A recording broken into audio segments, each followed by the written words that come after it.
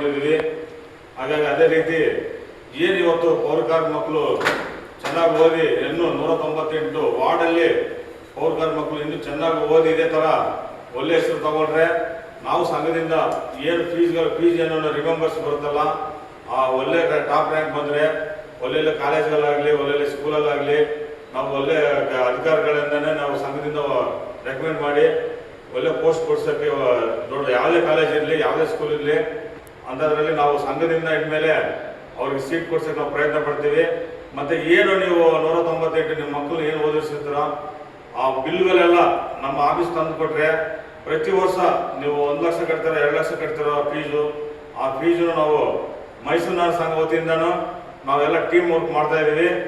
ಎಲ್ಲ ಯಾವುದೇ AW divisional ಆಗಿರಲಿ, ನಿಮ್ಮ ಸಂಬಂಧಪಟ್ಟಿದ್ದ ಮೇಲ್ವಿಚಾರಕರಾಗಲಿ, ಇಲ್ಲಾಂದರೆ JHಗಾಗಲಿ, ಇಲ್ಲಾಂದರೆ AWಗೆ ಅಲ್ಲಿ ತಿಳಿಸಿ ಮತ್ತೆ ನಮ್ಮ ಸಂಘಕ್ಕೆ ಬಂದು ಕೇಂದ್ರ ಕಚೇರಿ ಸಂಘ ಆಫೀಸ್ ಇದೆ, ನಮ್ಮ ಮಕ್ಕಳು ಈ ಥರ ಓದ್ತಾ ಇದ್ದಾರೆ, ನಮ್ಗೆ ಈ ಥರ ಫೀಸ್ ಕಟ್ಟಕ್ಕೆ ಆಗ್ತಾ ಇಲ್ಲ ಅಂತ ಹೇಳ್ಬಿಟ್ಟು ಅಲ್ಲಿ ಈ ಥರ ನೀವು ಏನು ಕೊಟೇಶನ್ ಕೊಡ್ತಾರಲ್ಲ ಕಾಲೇಜ್ಗಳು ಕೊಟೇಶನ್ ಕೊಟ್ಟರು ಮತ್ತೆ ಸ್ಕೂಲಲ್ಲಿ ಏನು ಬಿಲ್ ಕಟ್ಟಿರೋದು ಅದೆಲ್ಲ ಬಿಲ್ ಸ್ಲಿಪ್ ತಗೊಂಡು ಬಂದರೆ ನಾವೇ JHಗಳಿಗಾಗಲಿ ಇಲ್ಲ AWಗೆ ನಾವೇ ಖುದ್ದಾಗಿ ಬಂದು ಆ ಬಿಲ್ಲು ನಿಮ್ಮ ಕಾಲೇಜಿಗೆ ಇಲ್ಲ ನಿಮ್ಮ ಶಾಲೆಗೆ ಡೈರೆಕ್ಟಾಗಿ ಹಣವನ್ನು ಹೋಗೋ ಥರ ನಾವು ನಮ್ಮ ಮೈಸೂರು ಸಂಘ ವತಿಯಿಂದನೂ ನಾವು ಈ ಥರ ಸಂಘದಿಂದ ಎಲ್ಲ ಮಾತುಕತೆ ಎಲ್ಲ ನಡೆಸ್ತಾ ಇದ್ದೀವಿ.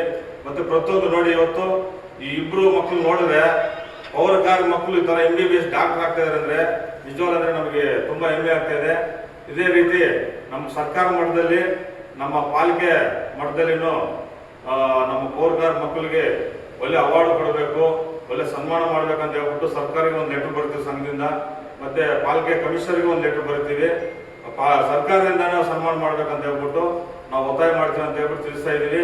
ಎಲ್ಲ ಪೌರಕಾರ್ಮಿಕ ಮಕ್ಕಳು ಚೆನ್ನಾಗಿ ಓದಿಸಿ ನಿಮ್ಮ ಮಕ್ಕಳನ್ನ ಭವಿಷ್ಯಕ್ಕೆ ಚೆನ್ನಾಗಿ ನೋಡಿ. ಯಾಕಂದರೆ ನೀವು ಈ ಹಿಂದೆ ಕಾಲದಿಂದ ಬರೀ ಕಸ ಗುಡಿಸೋದೇ ಇದೆ. ಪ್ರಪಂಚ ವಿಶಾಲವಾಗಿ ಹೋಗಿದೆ.